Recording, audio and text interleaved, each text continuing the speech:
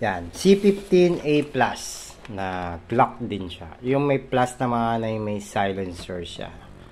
Ang kapangitan lang dito sa C15A Plus natin ay yung silencer niya ay plastic. Yan, ito yung plastic na silencer. Tingnan nyo, yan, makalog siya. Kahit ano, makalog. Itong kapangitan sa C15A Plus, may silencer nga siya, plastic naman. Mas maganda sa C10 naman natin. May silencer siya, full metal naman. Yan. Okay, same din naman siya ng C15A natin na Glock 17. Wala siyang ganong mga accessory na may safety lock, yan, wala, at side lock, wala siya. Okay, pwede rin yung lagyan ng attachment ng laser, yan, or flashlight. Okay, bali, ano rin to metal din. Okay, yan, makikita niyo yung loob niya ay full metal. Yan.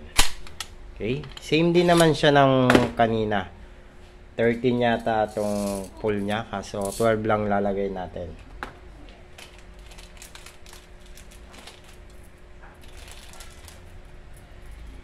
Lagyan na natin ng bala. Ang taba ng ano niya, no? Magazine niya. Kala mo may gas type 1, 2, 3, 4, 5, 6, 7, 8, 9, 10, 11, 12, 13. Yan, 13 pala. 14 pala pwede. Kaso lalagay lang natin 13. Yan. Yan. Lalagay natin yung silencer kung maganda siya. Kaso inaano ko mamaya hindi na medyo makalugo. Mamaya hindi na matanggal. Okay, tatry natin.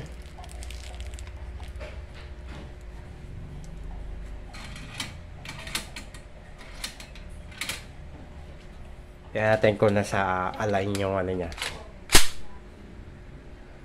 Parang di yata tatama to.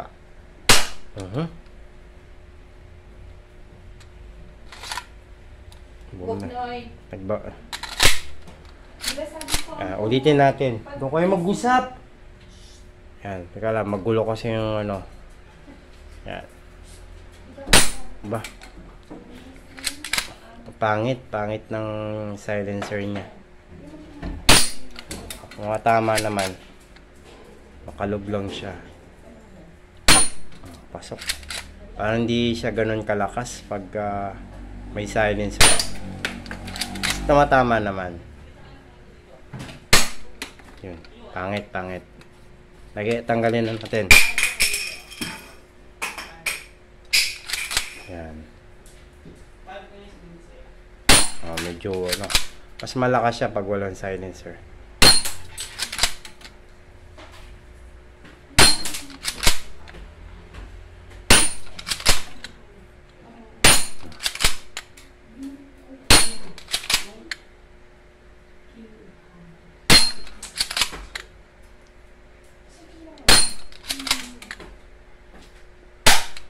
Okay, nasa sentro yung ano niya,